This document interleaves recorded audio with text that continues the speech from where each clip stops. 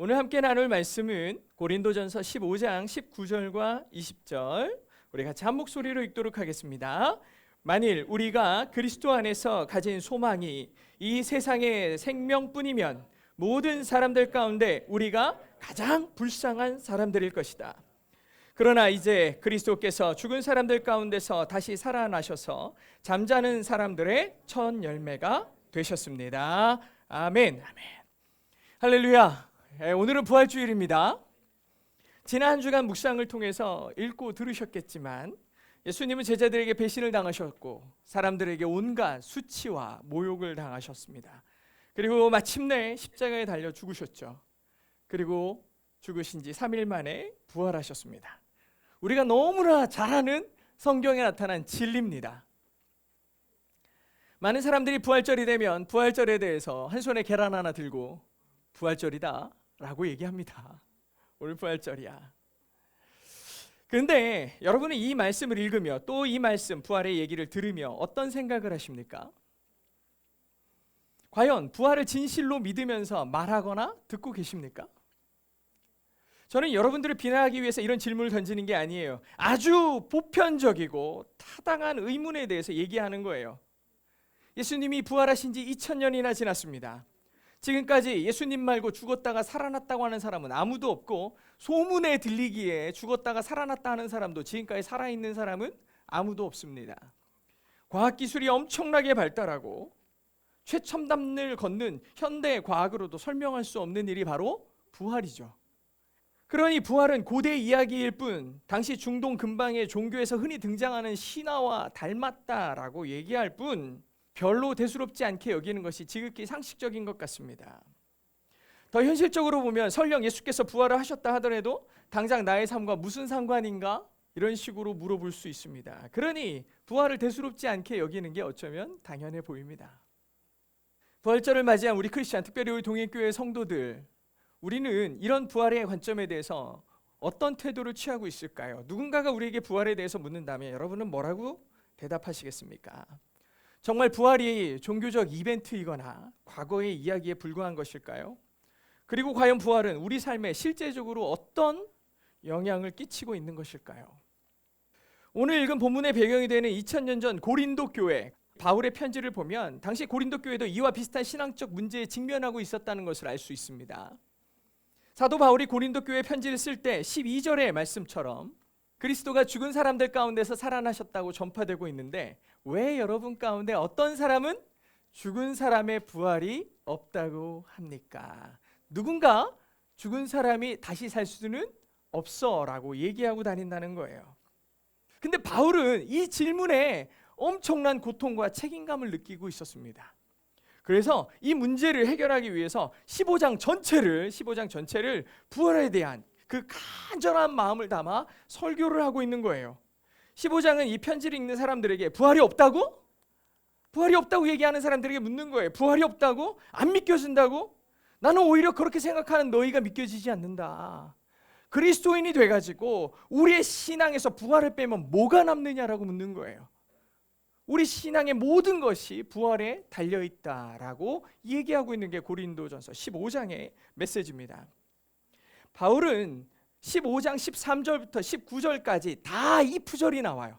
다 if예요. 만약 뭐뭐하면, 죽은 사람의 부활이 없다면, 만일 그리스도께서 살리심을 받지 못했다면, 만일 죽은 사람들이 다시 살지 못한다면과 같이 가정으로 부활을 믿지 않는 그리스도인들의 삶이 얼마나 허무할지에 대해서 얘기해주고 있어요. 결국 부활을 믿지 못하는 사람들에게, 그런 그리스도인들에게 14절에서는 그러면은 부활을 못 믿으면 우리가 전파하는 거 다 거짓말 아닙니까? 만약에 예수께서 다시 살지 않으셨다면 결국 우리는 다 거짓말쟁이 아닙니까? 심지어 17절에서는 우리가 부활을 믿지 않는다면 우리는 여전히 죄 가운데 있을 거라고 얘기하잖아요. 그리고 예수를 믿어서 죽은 사람들은 다 헛되이 죽은 거고 다 멸망당해버렸을 거 아닙니까? 라고 수많은 가정에 대한 대답들을 얘기하고 있어요. 다시 말해 예수를 믿고 죽은 성도들이 무슨 소망이 있냐고 말하고 있어요. 이 모두가 만약 부활이 없었다면 우리가 그리스도인으로 산다는 것이 얼마나 참담하고 끔찍한 일인지에 대해서 얘기하고 있습니다.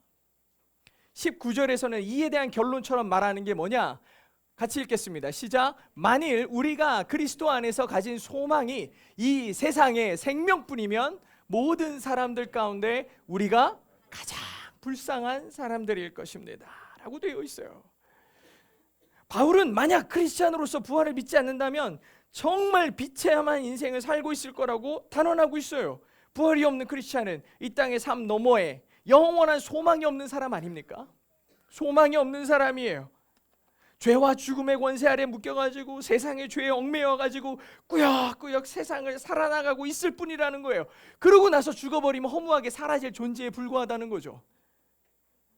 예수님을 믿는다는 이유로 세상에서 고난까지 받으면서 살고 있는 당신들, 정작 궁극적인 구원과 영원한 생명의 보증인 부활을 믿지 않으면서 그렇게 사는 거 얼마나 불쌍하냐는 거죠. 우리가 예수 그리스도를 믿고 있는데, 예수를 믿는다고 온갖 핍박과 구박을 다 받고 있는데 부활을 못 믿는 크리스찬이에요. 이것처럼 불쌍한 사람이 없어요. 사도 바울은 부활이 없다고 말하는 사람들을 향한 이 강한 절망과 분노를 느끼고 있었고, 부활이 얼마나 중요한 사실인지를 성도들에게 일깨워주고 싶은 간절한 마음을 갖고 이 메시지를 전하고 있습니다. 바울은 성도들에게 부활이 없다면 아무것도 남지 않아요 라고 단언하고 있어요. 하지만 바울은 이렇게 절망적인 얘기로 이야기를 결론내지 않습니다. 바울은 이제부터 부활이 얼마나 명확하고 선명한 사실인지를 말하기 시작하죠. 우리가 더 집중해야 되는 부분이 바로 이제부터 시작되는 겁니다. 바울은 자기가 전하는 복음의 본질이 무엇인지를 앞부분에서 이미 서술했어요. 3절과 4절에 보니까 같이 읽어보겠습니다. 시작. 내가 전해받은 가장 중요한 것을 여러분에게 전하지 않았습니까? 그것은 그리스도께서 성경의 말씀대로 우리 죄를 위해 죽으시고 장사되셨다가 성경의 말씀대로 3일째 되던 날 다시 살리심을 받아. 이게 전제예요. 예수님이 죽으신 이유는 우리의 죄 때문이고, 그분은 그 죄로 멸망당하지 않으시고 3일 만에 다시 사셨다는 거죠. 이게 내가 알고 있는 가장 중요한 거예요 라고 이미 성도들에게 전제했어요. 바울이 복음으로 받아들였던 가장 중요한 핵심은 바로 부활이었습니다. 바울은 이 부분을 성도들에게 다시 한번 환기시키고 이어서 부활의 다양한 증인들과 증거들을 제시하는데, 5절부터 8절에 보니까 게바에게 나타나시고 그 다음으로 12제자에게, 그리고 그 후에 500명이 넘는 제자 형제들에게 동시에 나타나셨으니 그 가운데 대부분이 지금도 살아있고 어떤 사람은 잠들었습니다. 그 후에 야고보에게 나타나셨고 그 다음에는 모든 사도들에게, 그리고 마지막으로 다리 차지 못한 채 태어난 것 같은 저에게도 나타나신 거죠 라고 얘기하고 있어요. 사도 바울은 수많은 부활의 증인들에 대해서 언급하죠. 그래서 저도 여러분들에게 예수님의 부활을 본 사람들에 대해서 조금 말씀을 드리고 싶어요. 물론 대부분 여러분들이 다 아는 사람들이에요. 다 아는 사람들, 익숙한 이름들이죠. 그래서 여기서 그 이름이 중요한 게 아니라 도대체 이 사람들이 부활을 전후로 무슨 일이 일어났지가 되게 중요한 거예요. 이 사람들의 변화에 집중해야 됩니다.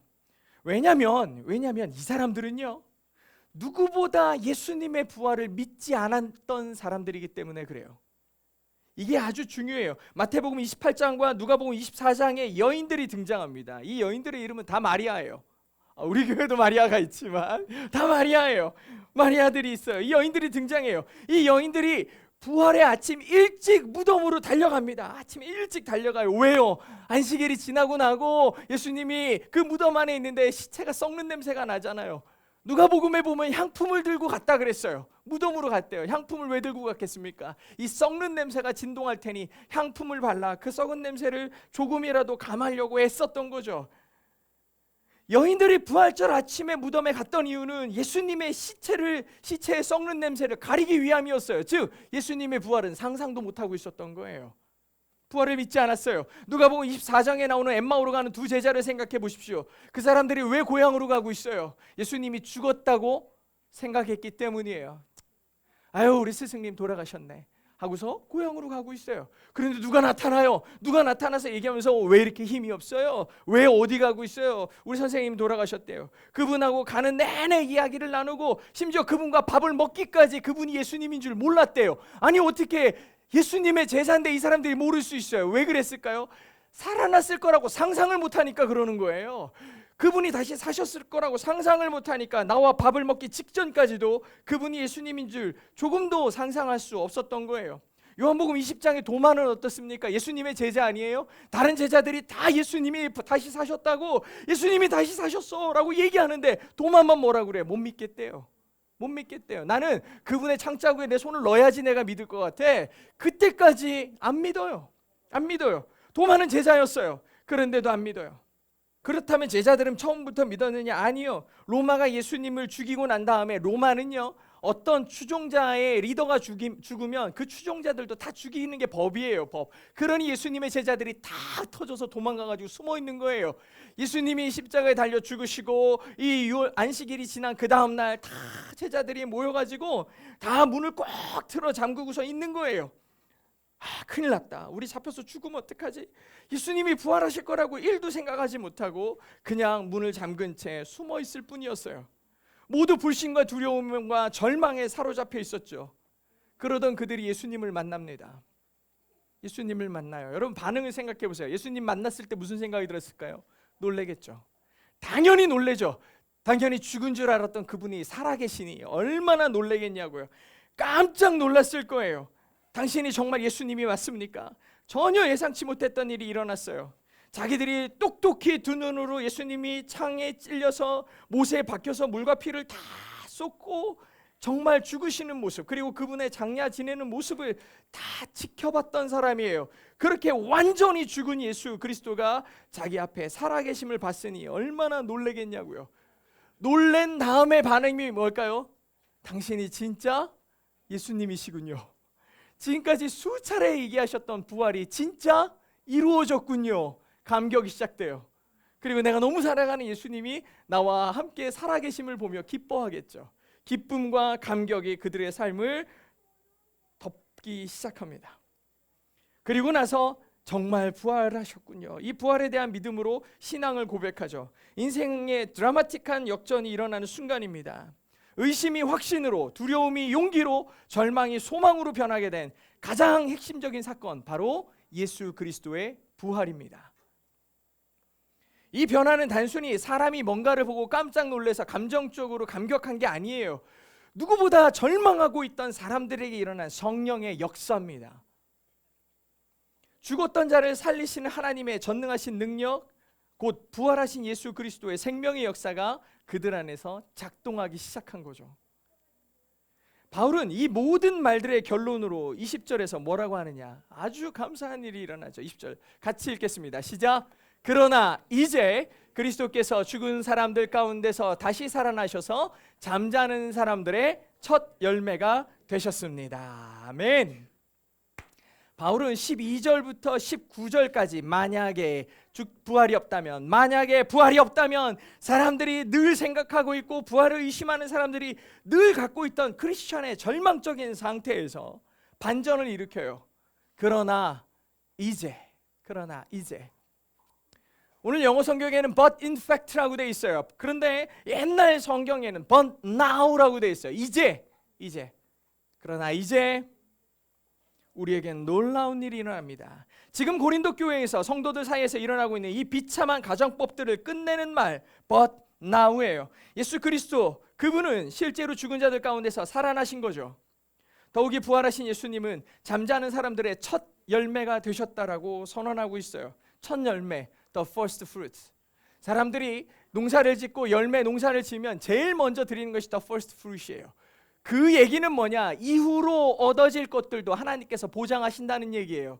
예수님이 첫 열매가 되셨다는 얘기는 우리에게도 부활을 보장하신다는 증거예요.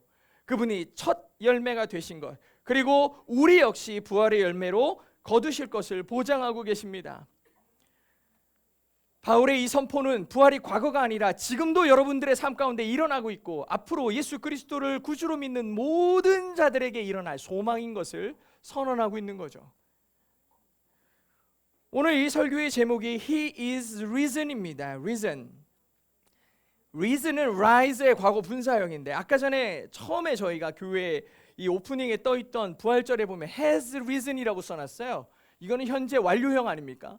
과거에 일어났던 사건이 지금도 여전히 역사하고 있다면 이 현재 완료를 쓰고 있는 거고 is risen 그렇게 얘기했어요. 일어나다, 일어나다. 아니 다시 사셨다라고 얘기하려면 revival을 얘기해야지 왜 reason입니까? 왜 일어섬입니까? 라고 물어볼 수 있어요. 저도 이 제목을 오늘 쓰면서 굉장히 고민을 했어요. 왜 reason일까?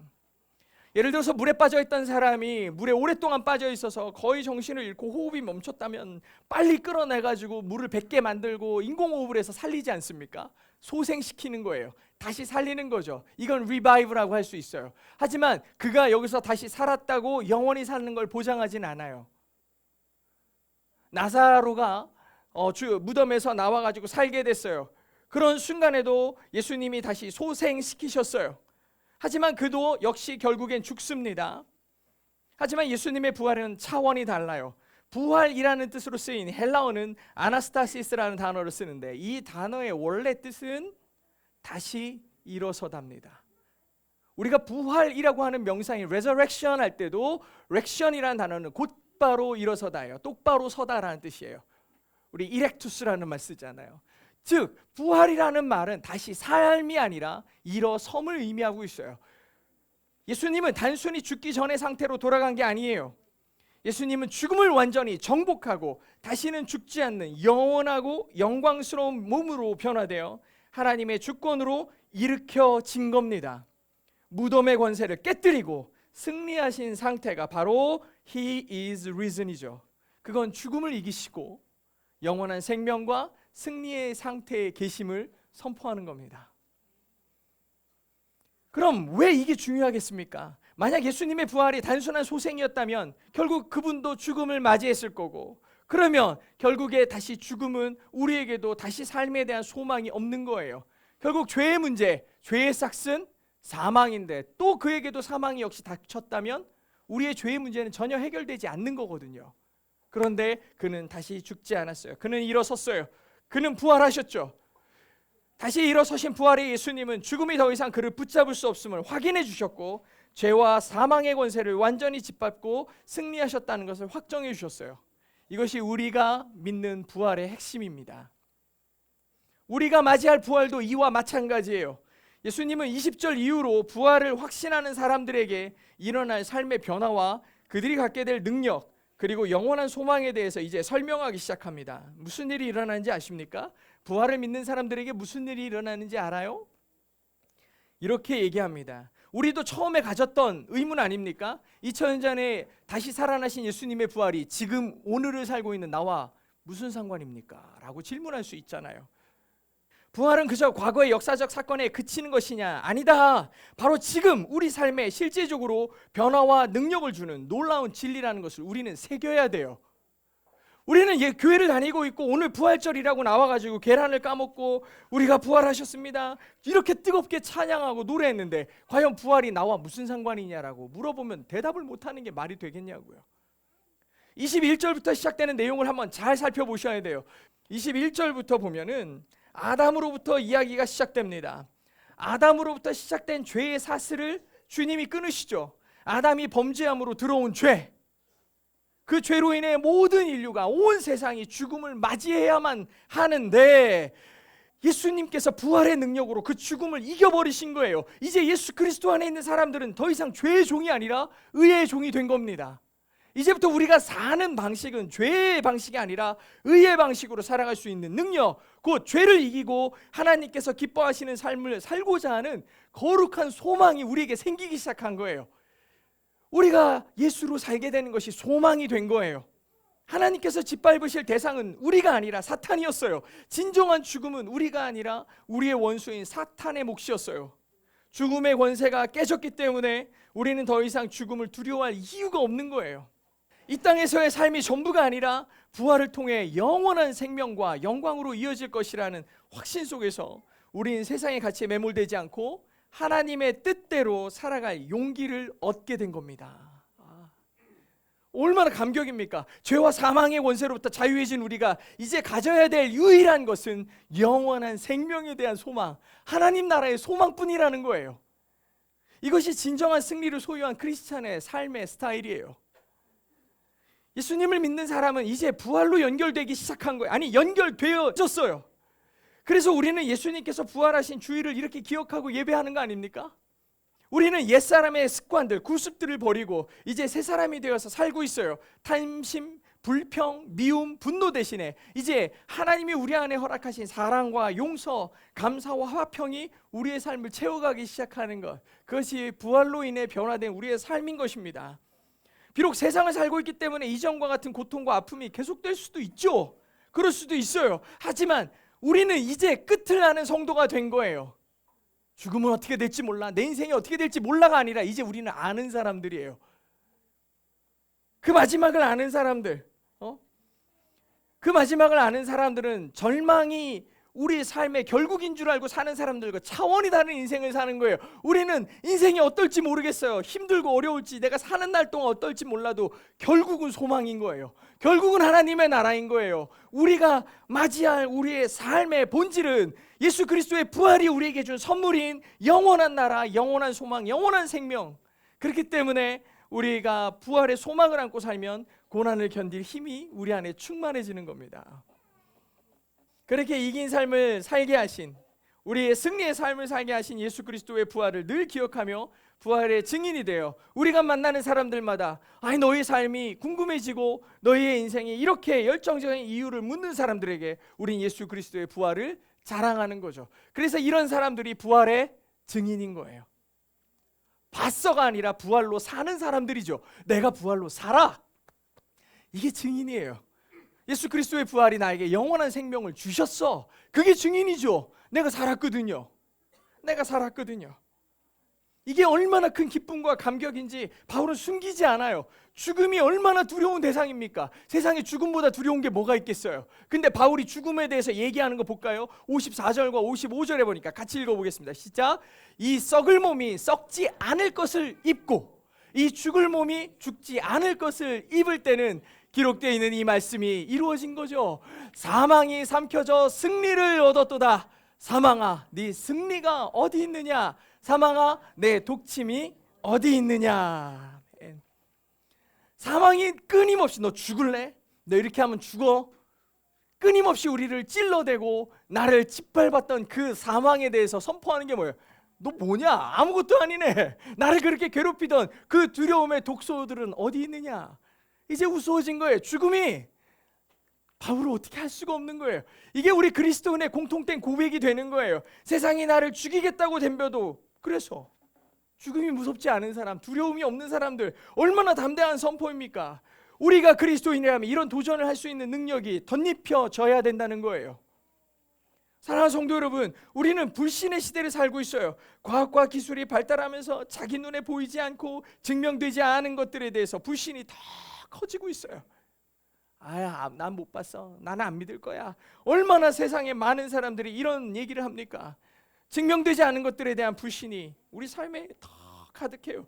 특별히 개인화된 세상에서 자기의 옳은 대로 행하는 것이 존중받는 시대 아닙니까? 너는 소중해, 너는 귀해, 네 생각이 맞아, 다 이렇게 얘기하면서 각자의 생각들을 존중하는 게 나아진 세상이라고 생각을 하는 시대를 살고 있어요.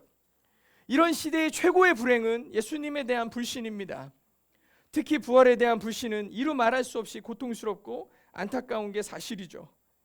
저와 여러분, 그리고 이 시대에 갖고 있는 부활에 대한 불신의 비통함을 느끼며 오늘 말씀을 다시 한번 상기해 보는 겁니다. 우리는 부활을 목격한 사람들의 변화를 보았고 바울의 확신에 찬 선포도 들었습니다. 그리고 우리 삶이 얼마나 부활과 깊이 연결되어 있는지도 살펴보았죠.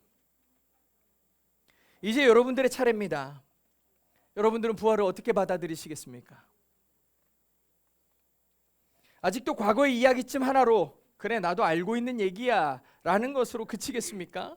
아니면 당신의 삶을 강력하게 변화시키는 살아있는 능력으로 믿으시겠습니까?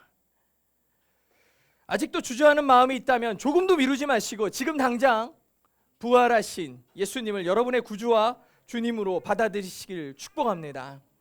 부활의 소망으로 반드시 죽음과 두려움을 이겨내시기를 축복합니다. 우리 안에서 꿈틀거리는 옛사람의 죄악된 습관들을 다 끊어버리고 새 생명으로 살아가기를 소망합니다. 이제 우리 삶의 이유가 예수님을 자랑하며 부활의 증인으로 살아가는 여러분 되시기를 주의 이름으로 축복합니다. 사랑하는 성도 여러분, 예수님은 부활하셨습니다.